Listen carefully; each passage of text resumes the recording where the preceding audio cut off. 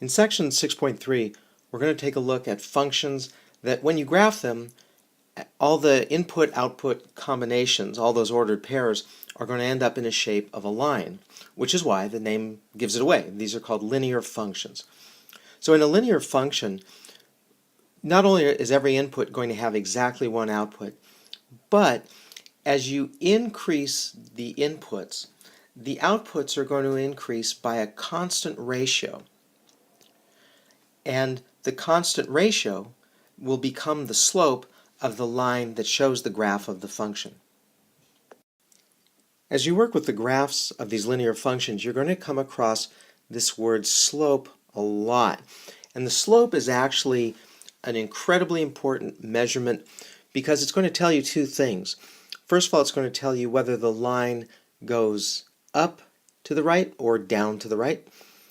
And the second thing is it's going to tell you how steeply it's doing that. So we talk about slope as being the ratio of the rise of the function or the line, and the rise is going to be the change in the y coordinate, and the run is going to be the change in the x coordinate. So if you take a look at this table here, this function table that you saw in the previous section, let's take a look not just at the pairs, but let's look at going between the inputs and the outputs, how much it changes. So in this one it's going up 1, in this one it's going up 1, and this one it's going up 3. In the first one, as the input went up 1, look what happened to the output. The output went up 2. And the second one, as the input went up 1, once again the output went up 2. Now let's look at this last one. In this last one, the input went up 3. How much does the output go up? Well, it goes up 6 this time. And if you look at these three ratios, just look at all three of them. You've got, and remember it's y over x, it's rise over run, so we're going to do the y first. So this first one is going to be 2 over 1, and so we'd say that that line or the function has a slope of 2. The second one, of course, is the same. It's 2 over 1, which is 2. Now look at the third one. The third one is going up 6, but it's going over 3. And if you simplify that, what do you get? Well, you get the same thing. And that's the idea, is that no matter how far you go with this, the ratio, in other words, the fraction as you simplify it, is always going to be the same. And we can even do that going all the way from the bottom to the top. So if you take all the way from this 1 all the way down to the 5, you see that we're going up 5. And if you go from the negative 3 all the way up to positive 7, you're going up 10. And on this, if we go from up 10 and over 5, it's still the same ratio of 2. And that's what's always going to happen in a linear function. So now let's take a look at how we're going to use this. We can write the equation of a linear function in lots of different ways. But for graphing, one of the ways that we really want to use is called slope-intercept form.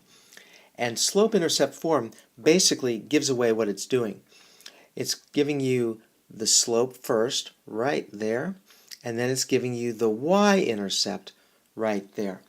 So again, if you look at this, the slope of the line is given by this m number, and actually the m stands for multiplier because you're multiplying that number by the x. The b represents the y-intercept of the line. Now if you look at how I type this, I want you to look at which letters I wrote in italics and which letters I didn't. And you can also look at which letters are black and which letters are red. So I hope you see that the x and the y are the black italicized letters because those are going to be the variables. So any equation that's in slope-intercept form is going to be written as y equals something x plus or minus b. Now what we write in those places, right here and right here, are going to be numbers. So in every single slope-intercept equation, where I wrote the blue, and up here it's what's in red, those are going to be actual numbers in an equation, and that's going to give you really important information. So let's say that this is going to be y equals 1/2 x, and this is going to be plus 2. But let's say plus 20. Why not? Because we're not going to graph this. So what this means is that when you graph it, this line is going to go up 1 for every 2 spaces it goes over. And we read lines the way we read English. We read them from left to right. So you're going to go up 1 every time you go over 2. Or you can go up 100 every time you go over 200, if you've got this huge graph.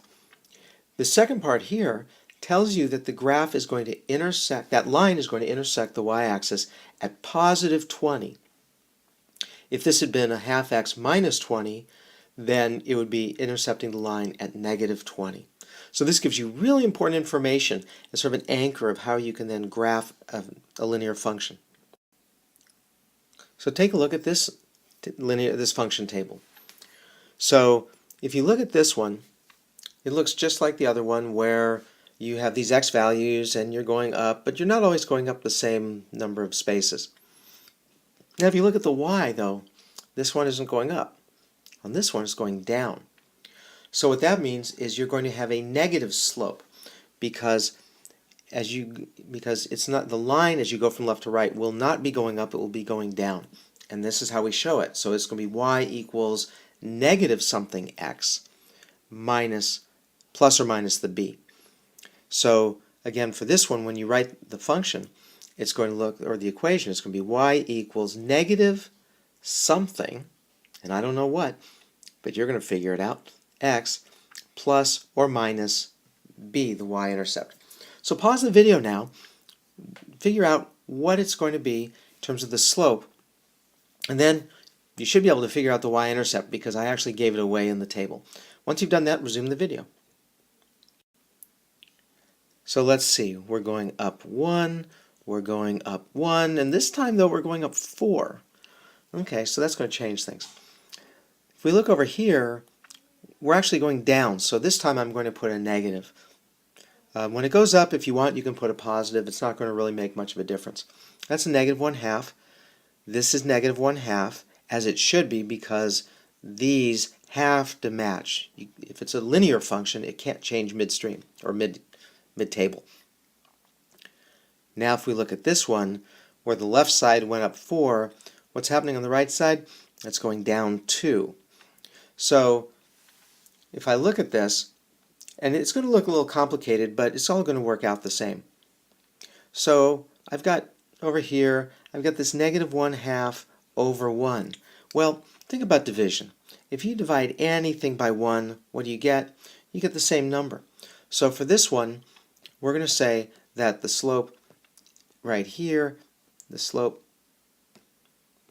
is negative 1/2, because remember that negative divided by positive, that still stays negative.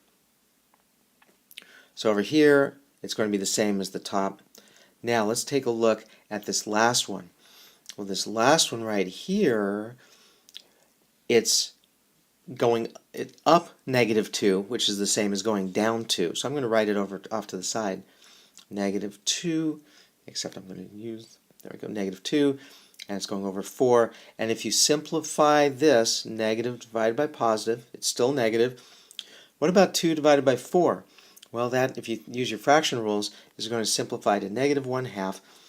So it all works out. We've got the same thing. So this equation up here, instead of this question mark, I can rewrite my equation to say y equals negative 1/2, and I still need the x. Now, what about that y-intercept? Well, on a y-intercept, remember it's the y-axis, and the x-coordinate of any point on the y-axis is always 0.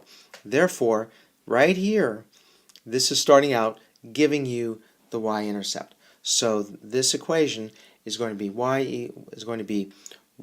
equals negative 1/2, going down, x, but it's going to be a plus 4 because the y-intercept is positive.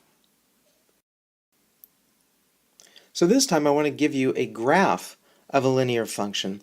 And remember that because it's a linear function, all these other points that are in between the points I gave you, and again I don't have a ruler on this, all those points, pretend there's a ruler, pretend it's a straight line, all of that is going to, all those points are going to match this function, which I haven't given you yet. So there are two ways that we can actually work on figuring out this function. One way is you can build a table from the graph. So you can look at the points I gave you and you could say, okay, so this first one on the left, the x is -5, and then the y is -9. And you could do that with all the other points and figure out, you'd build a table just like the one I gave you, and then you take it from there to figure out the slope and the y-intercept.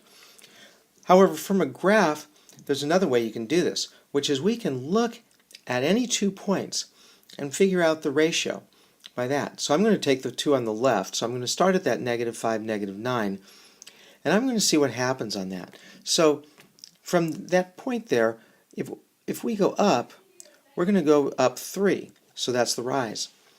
And then we're only going to go over 1, so that's the run.